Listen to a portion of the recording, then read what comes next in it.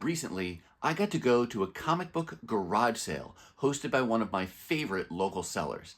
I had a great time going through long boxes, talking with other collectors, and after more than a couple hours of digging, I came home with over 100 comic books that I got for just 50 cents a piece. And today, I'm going to show you what I got. Check it out. Hey everyone, and welcome to today's video. Behind me, you see a few tents set up, and that is for the Brothers Grin garage sale. This is the second time they've hosted one of these, and I gotta tell you, the deals are amazing. They've got 50-cent boxes galore, dollar boxes, $2 boxes, and then it goes up from there. But I can't wait to go digging through these boxes this morning on this gorgeous Saturday summer day. Let's head on over and see what we can find.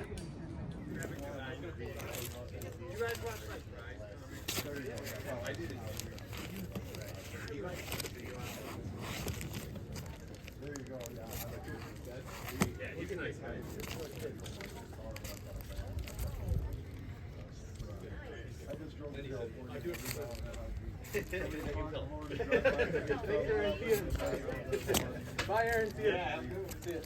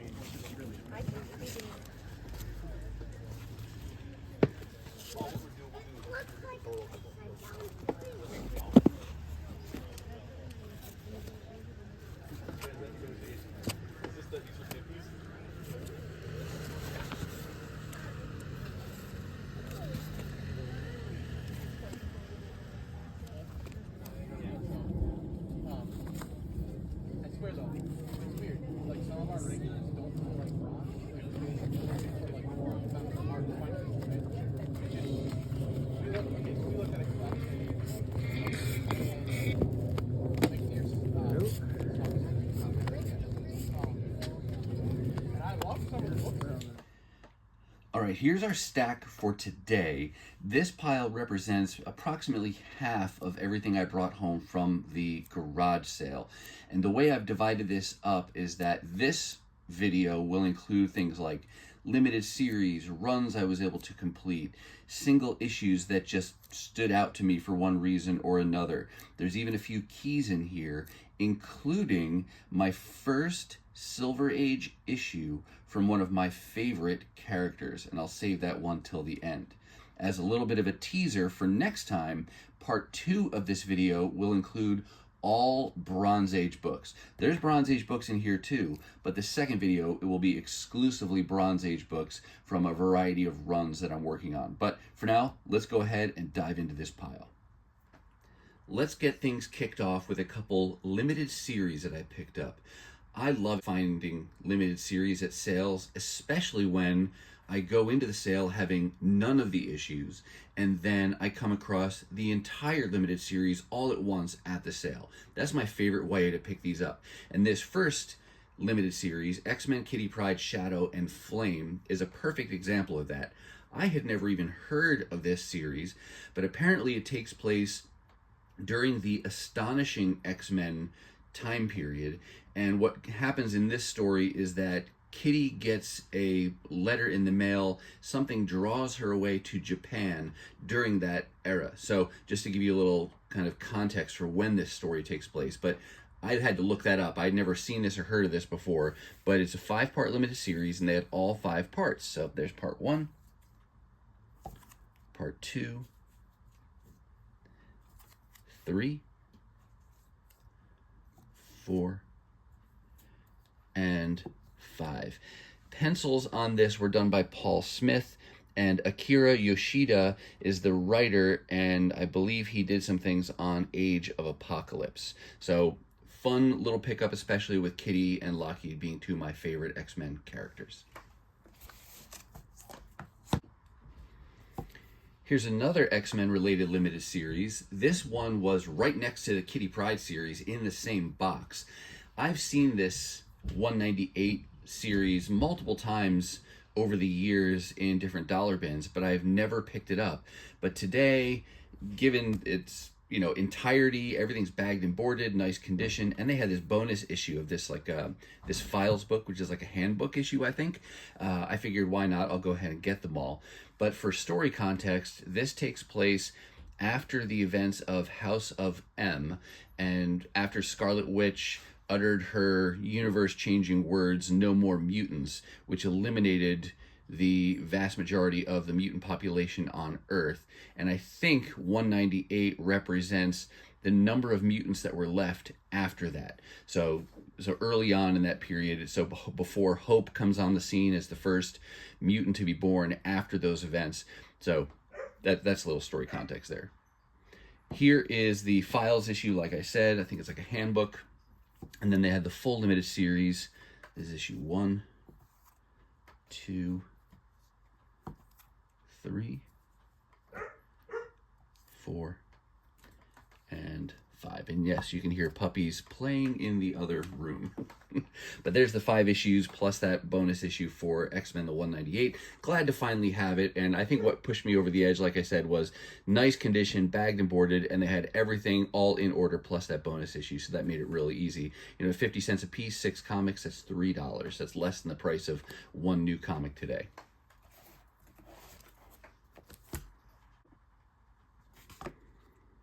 Here was a surprise find. Wasn't looking for it, wasn't expecting to find it, just happened to stumble across it. Spider-Man One More Day sketchbook.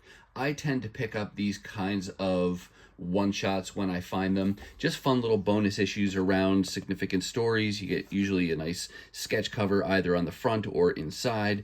This art done by Joe Quesada. And then inside it's just got different samples of the character designs and artwork from this era. And wow, that looks very, very Todd McFarlane-y, his eyes there. But yeah, these are just fun little grabs. Sometimes they're free. I don't know if this one was charged for or not originally.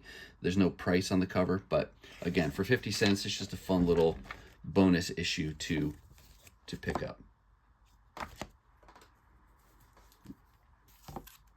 I love the Silver Surfer. I got into his series during volume 3 in the late 80s into the early 90s, and I've loved the character ever since. I'm sad that he doesn't have a current ongoing title, but there's still plenty of back issues for me to go and collect in the meantime, while maybe someday we get a series for him. This is one I've never heard of or seen before, but apparently Marvel did a few of these Marvel Remix series where it takes a significant story or event or something that we've known from Marvel's history to begin with, and they remix it, or they tell you the story from a different perspective, or they deepen some character background or something like that. But so it's not completely new, it's not out of continuity, it's just looking at something that's been done from a different vantage point. This one deals with Silver Surfer. Story is called Loftier Than Mortals, part 1 of 2, which is kind of a bummer because I've never seen this before, and they did not have issue 2. I looked, but now I'm left with that gap. So hopefully someday I'll be able to find part 2 of this, but we'll see. If any of you have read any of these remix series, let us know what you thought of those down below. I think they did a Fantastic Four one at least as well. But for now, it's pretty cool art. Love getting anything Silver Surfer related. Got one issue from this short ongoing series. This was Red Sonja, She-Devil with a Sword. I want to say this is volume 3. It only ran for like 13 or 14 issues, and I had picked up all but this issue at a different sale a while back. I think I got them at a 25-cent sale, and so this was the last hole I needed to fill. They had it for 50 cents. This, at least this issue, and maybe the whole series, was written by Louise Simonson with art by Mary Wilshire. So pretty cool to get some relatively early Red Sonja appearances. Obviously not her earliest, but this was one of her first kind of little bit longer series. They were all kind of shorter series, but just fun to be able to complete that whole series now with finding issue 11.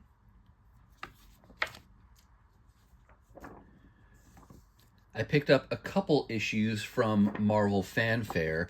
I've mentioned before that I'm not working on this entire volume, at least not yet, but I do have a few issues on my wish list. Some of them are because of particular pinups that they had inside by certain artists, or the story may tie into something, a larger narrative that's going on with the X-Men. I think this issue 40 is an example of that, though I don't remember offhand what the story is. Maybe it was around Angel losing his wings. I don't recall the context of this story, but fun to be able to pick these up. And these were kind of a fun set of issues.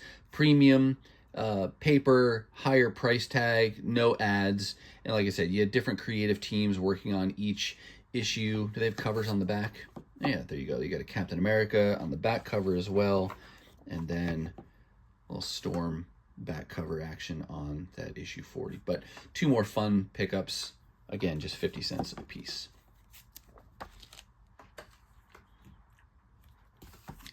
Here was a minor key that I found.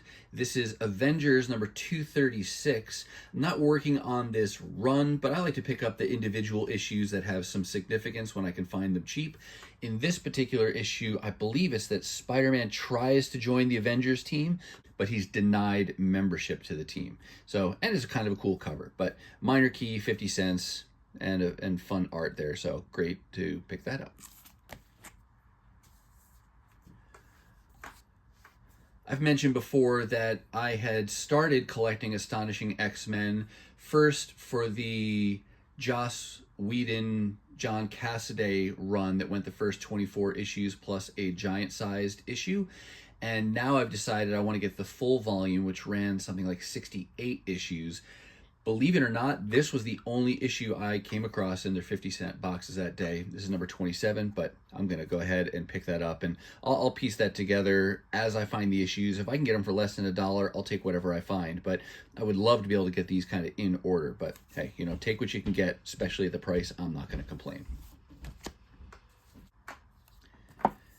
This is a one-shot Avengers finale, and if I'm not mistaken, this is part of the early run that Brian Michael Bendis did on Avengers, New Avengers. I think his run started with like that disassembled storyline, but that's why I picked this up. This was from that early part of the run. That is a run I might get in omnibus format eventually, just so I can read all of the different pieces. But for now, if I can find single issues for less than $1, of course I'm going to pick those up. Fun to put those reading orders together like that when you can get them so cheap. But yeah, Avengers finale.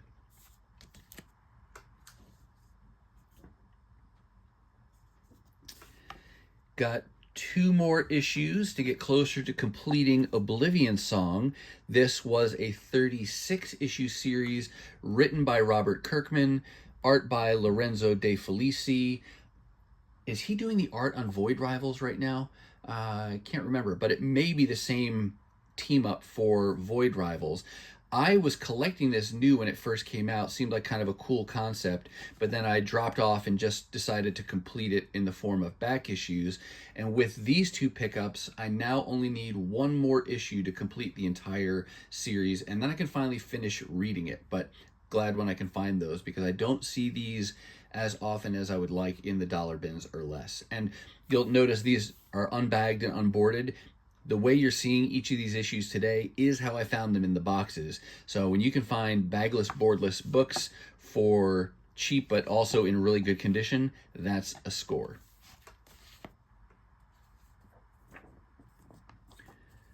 Got a couple issues from this Ultimate Mystery limited series.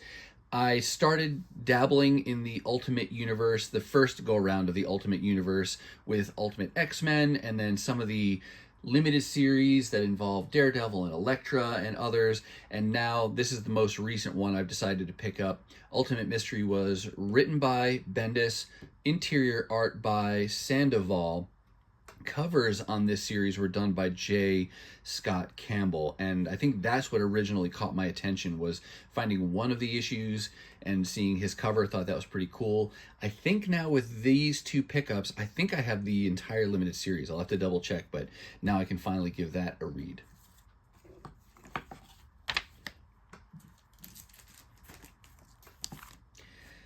These holiday specials from the 90s are kind of a fun grab. I only get them when they're in good condition and I can find them cheap. I'm not trying to build them out, at any cost, but several of them have covers by Arthur Adams, and this one is one of those examples. So it's here and it wraps around to the back, and you can see Santa there holding the bag of Marvel heroes and villains, and everybody's kind of busting out there. But that's kind of a cool pickup. Primarily got that for the cover. These were square bound, usually a little bit thicker, more stories, but they did holiday specials, summer specials, different things like that. They're just kind of fun pickups, like I said, when I can find them in good condition and for cheap.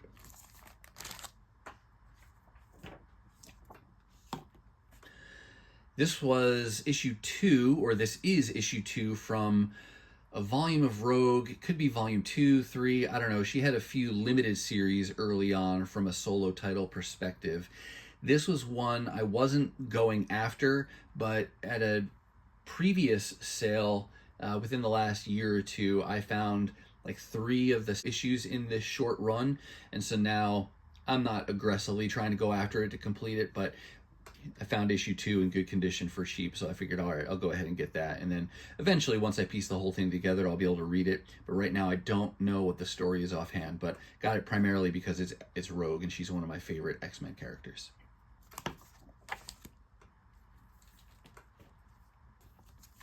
Love me some dinosaur books, and really love Jurassic Park. I don't know why, but I keep coming back to Jurassic Park, realizing it is one of my favorite movies. The first one in particular, I just don't get tired of it.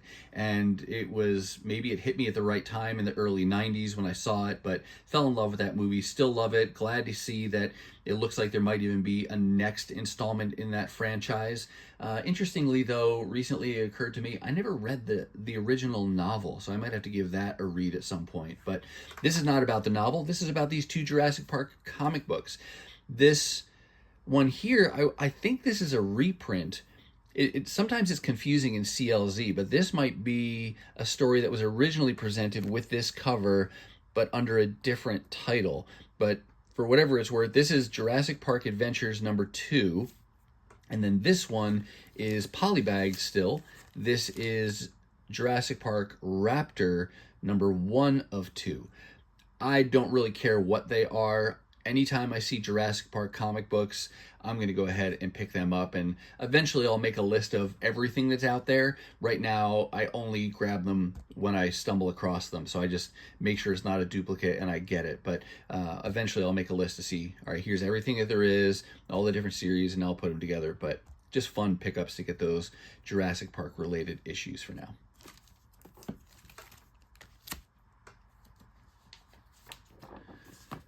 The pre-internet way to get your Marvel Comics news every month was this right here. Marvel Age ran for, oh gosh, well over 100 issues. They've even done an omnibus, at least a volume 1 omnibus that collects like probably the first 30 some odd issues of this monthly series.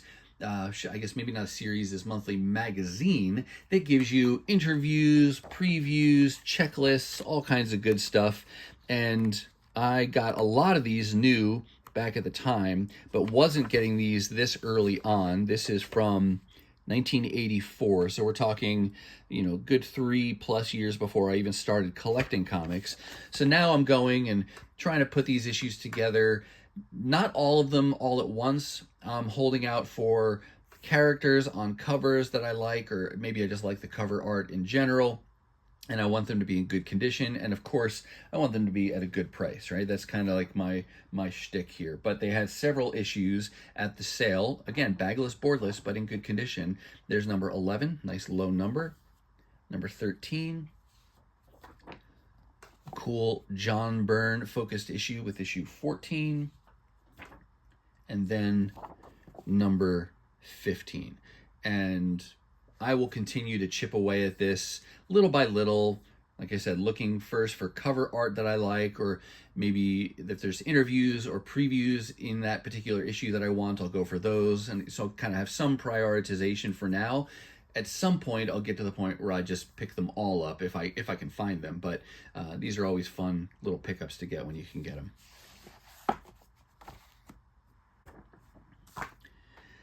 This is an example of just when I thought I'd completed the series, I found one more issue.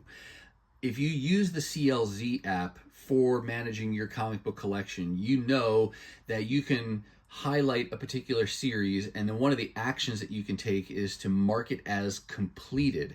Now, I had done that with Steampunk because it was earlier this year that I finally got the last issue that I needed to complete that run.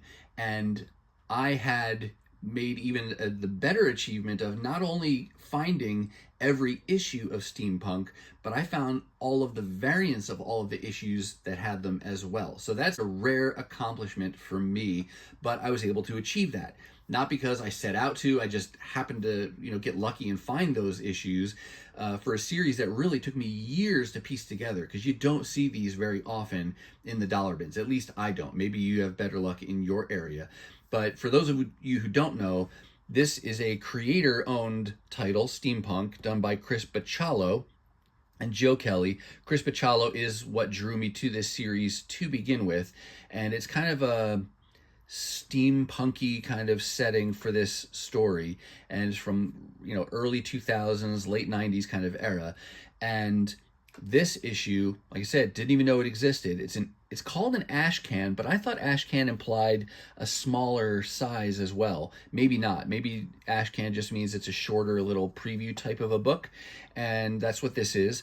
And inside you get kind of introduction to the characters. There's this little flyer that's inside as well, and yeah, just a fun little bonus.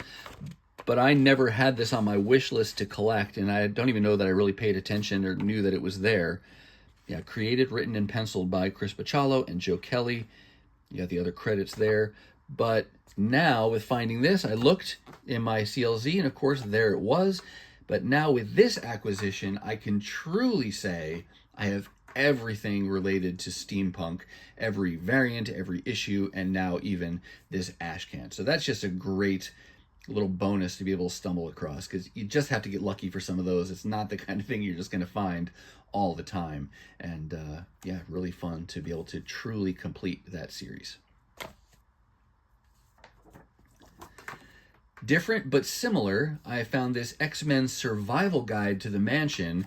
It's also thin, not as many pages as a standard comic book, but it's kind of a reference, and it reminded me of some of the elements of the official handbooks that Marvel did, where it goes beyond just telling you about characters, but it tells you about gear or bases or things like that. And I thought this was a pretty cool thing, to show you the map of the Institute, the mansion there. You've got the Blackbird with the map. These are just fun, nerdy kind of reference books to have and to be able to read through, and just gives you that extra level of detail that goes beyond just the storytelling to show you how these creators are doing world building for some of our favorite heroes and villains. So just a fun additional pickup, again, for 50 cents. This was a character grab. She-Hulk, obviously, by the title, and that's why I got it, because I like her as a character.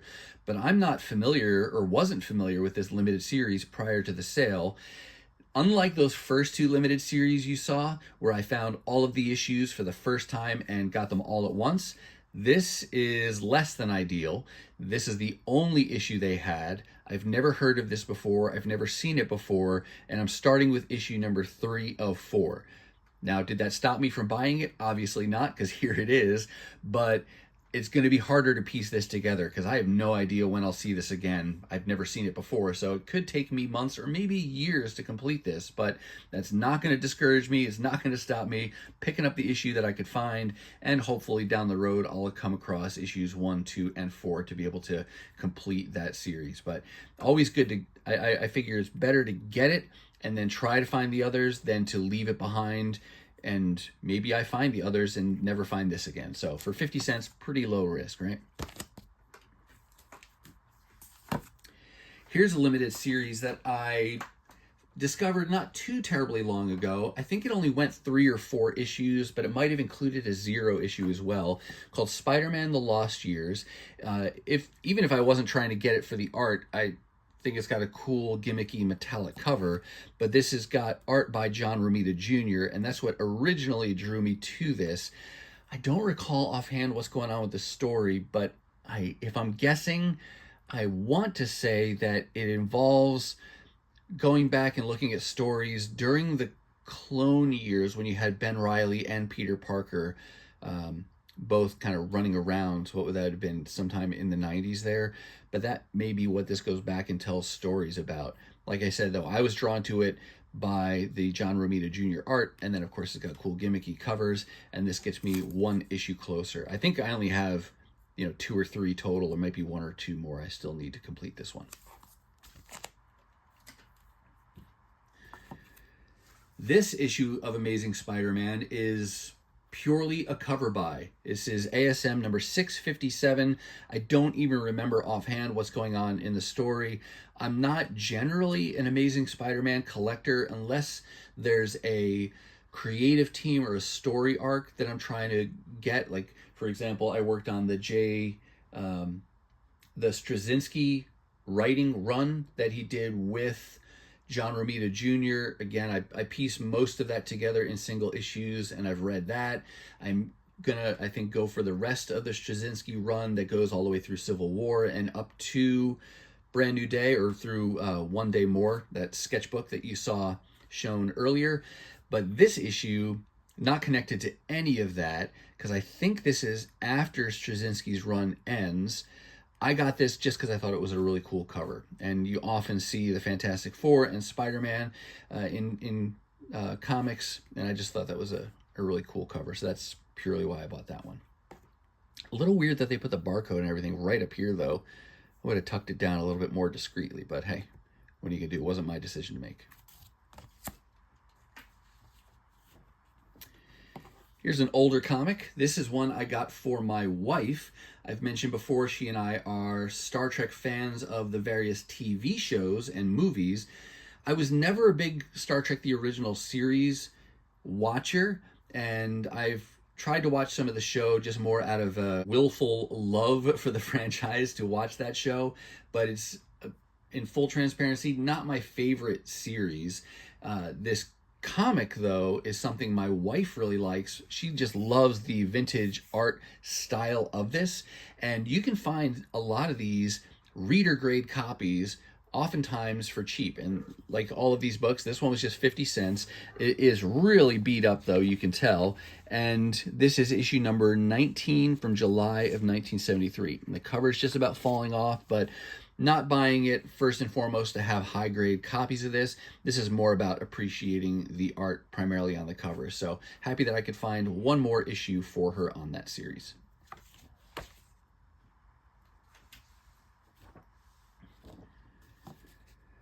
Got a few issues from Iron Man. Iron Man's an interesting character for me. I like him as a character. I've never been a die-hard collector of Iron Man comics, but there's definitely been runs I've enjoyed reading, and so I've put together those volumes, and we're about to get a new Iron Man series, and I've already pre-ordered the first issue, and I'll probably jump onto that for a little while at least. But it's the kind of title where, whether it's good or bad, you can typically find most of his issues for pretty cheap.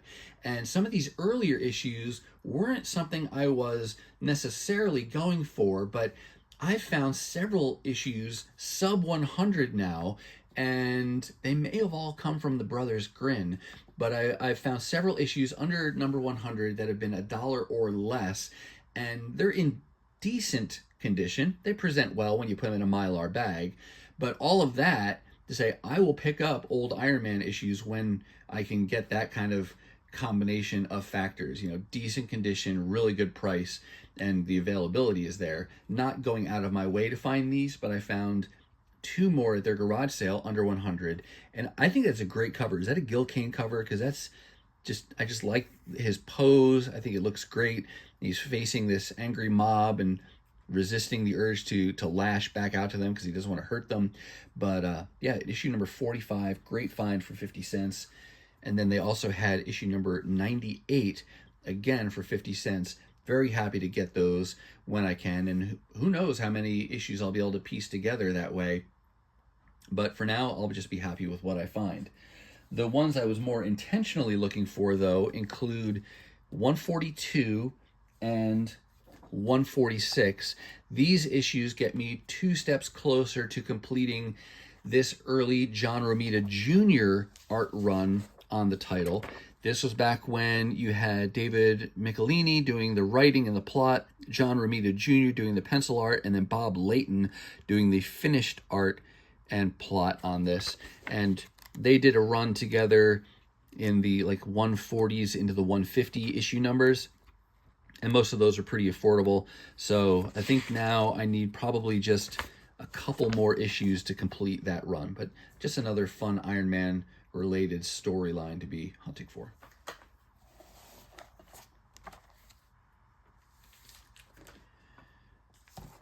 This was a fun surprise book. So we're going way back here.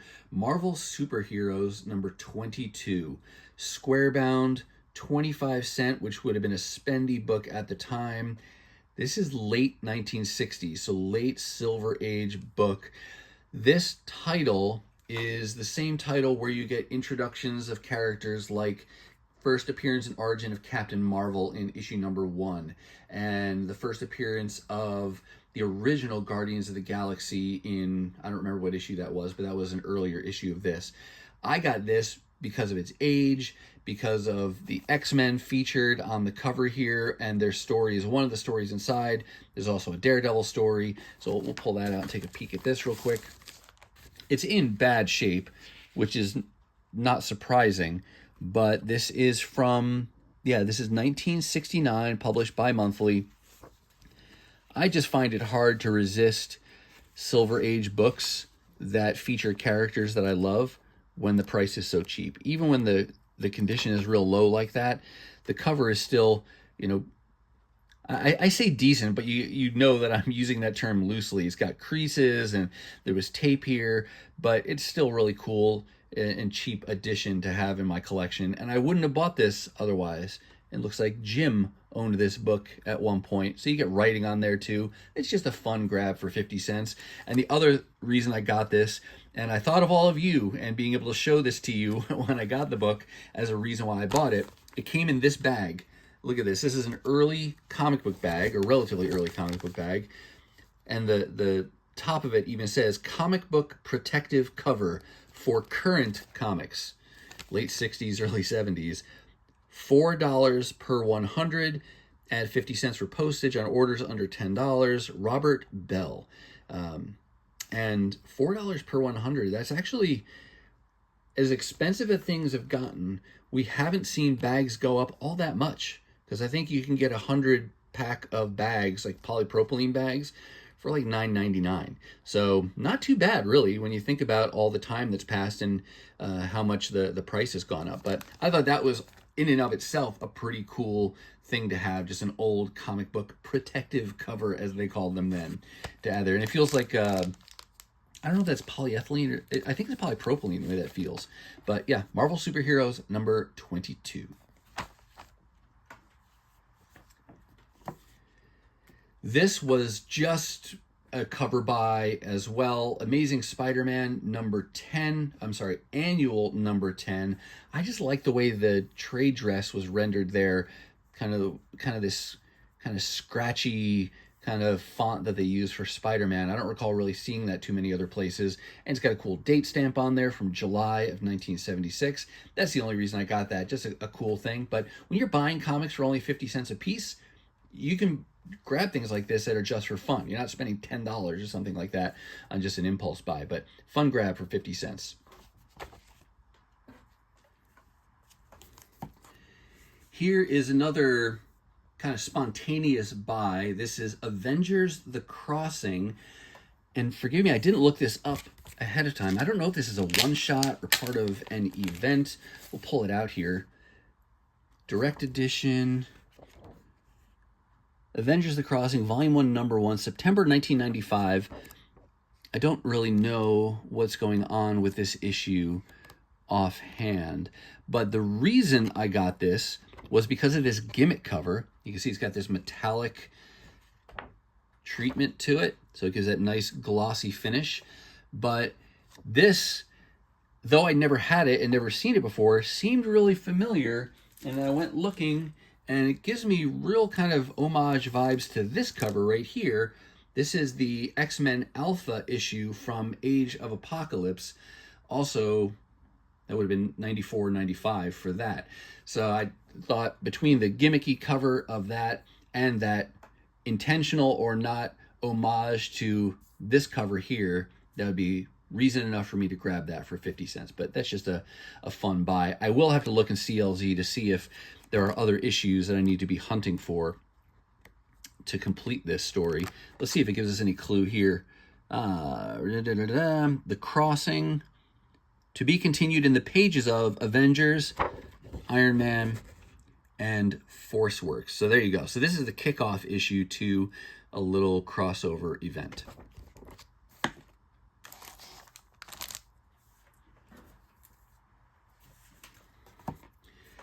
This was another just cover buy, I guess we'll call it. This is part of that J. Michael Straczynski run on ASM that I was talking about earlier. But right now, I'm not trying to piece that second half of his run together in single issues. I really think I might go the omnibus route for that, just to have it all at once. I do have some of the single issues around Civil War and things like that, but I might go the omnibus route for this, and then when they reprint volume 1 of Straczynski's run of ASM, I might get that as well. The way I approach that or decide is, oftentimes I'll get these single issues, or most often I'll get single issues of runs I'm working on. But when I come across a run that's one of my favorites because of the story or the art, or one of the creative team, something like that, that's the time when I say, you know what, maybe I want to get the omnibus treatment of this story, and then I have it nice oversized art and it really looks good on the shelf. And I really enjoyed the first half of Straczynski's run on ASM, so that's why I'd like to get that in addition in omnibus format. But the second half of that, I might just not worry about getting all the single issues, just go the Omni route. But all that to say, well, then why'd you buy this, Chris? I just think that's a fantastic Mike Deodato Jr. cover. And so I just saw that. They had a few issues around this number that were also there, but I just love that cover so much, I had to get it. And this is one of the covers that they use for the Volume 2 Omnibus. So cover buy, but still part of the storyline I'm interested in. Just super cool to look at. All right, just a few more books to go. This was another spontaneous grab. You saw this pop up in some of the footage that I showed. Batman Family Giant, number 9. The cover is what stood out to me, and particularly because I was like, wait, there's like a woman Joker here. Turns out this is, I'm going to forget her name now. Is it Duella Dent? Harvey Dent's daughter? And she has her first appearance earlier in this series, but I think this is her dressed up as Joker's daughter, but then I think she also dresses up as Scarecrow's daughter, Riddler's daughter, and the Penguin's daughter. But this is like her second cover appearance, and she dresses up as Joker's daughter. But I just thought it was a cool cover, and God, didn't even know it was a key at first, but that was just a cool grab. Obviously, this one too, really rough condition here. The cover is even all creased over.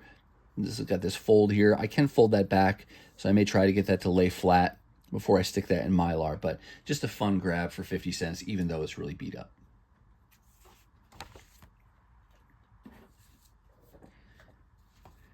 This was a fun, timely find, because when I went to this garage sale, it was right after Comic-Con, San Diego Comic-Con, and so the big reveal that Robert Downey Jr. was going to be Doctor Doom in the next big Avengers movies, that announcement had just been made, and so people were just clamoring for all kinds of Doom-related comics, and so to stumble across this supervillain team-up number 1 at that time was just fun. There's no particular significance to Robert Downey Jr. being Victor Von Doom or anything like that. It's just a cool Doom-related cover. This is number 1. That made it a fun grab as well. I want to say this continued from like a giant-size supervillain-related story that this then continues. I don't remember offhand how many issues this went, but I just grabbed it because it was number 1. It's a cool Doctor Doom cover, and this one also, being low grade, has some writing on it too, but just fun for 50 cents. Never see that issue, so great to grab that one.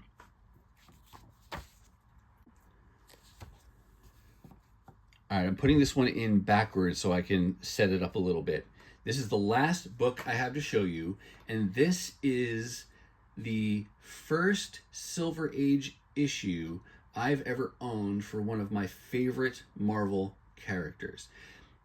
Give you some clues. You saw some a later appearance of this character earlier in this haul from the 90s, I want to say, and I've been working on a lot of his newer stuff. I've never owned his original series though. I do own most of the first reprints of that original series in the form of a title called Fantasy Masterpieces. With that clue, you probably know who I'm talking about. This is Silver Surfer, Skyrider of the Spaceways, number 8. And you've got this introduction to this character here, the Ghost. This ran for 18 issues, written by Stan Lee with art by John Buscema. And probably another omnibus edition I will get once they reprint it next year.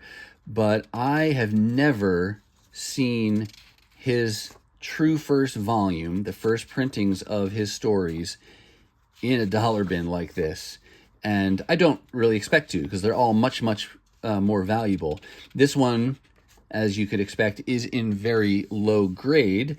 Not as low necessarily as I would have expected. The cover's intact. It does have a significant amount of pen in the title there. And then, no, there's no writing inside. I thought this one had some writing inside as well. But all in all, to get a Silver Age Silver Surfer issue for 50 cents, even with that kind of damage and condition wear, that's a great buy. So even if it's the only issue of Silver Surfer first volume I ever own, I'm okay with that. That just couldn't leave that behind, even though it's in low grade. Have you ever scored something like this where it's a favorite character of yours in an early appearance that you bought and you got it even though it was really low grade condition just so you could have it? If you have, let us know down below. But that is the final book I have to show you, and really one of my favorite pickups from this haul from the Brothers Grin garage sale. All right, that's going to do it for me, and that's going to wrap up this first part of my haul from the Brothers Grin comic book garage sale. I will put links to them down below in case you're in the area and you want to check them out. I'll also eventually put the link to the other part of this video once I've uploaded that, but come back to check that out once it's live. I do hope you saw something that you liked, and if you did, go ahead and give this video a thumbs up. And if you want to see more content like this, dollar hauls, 50-cent hauls, really anytime I'm finding good comics at great prices, then please hit that subscribe and ring the bell for notifications so you'll know the next time I upload a video. Now, if you're not quite ready for the YouTube fun to stop, I have hand-selected a couple videos here for you to check out. As always, thank you so much for watching, and I'll see you next time.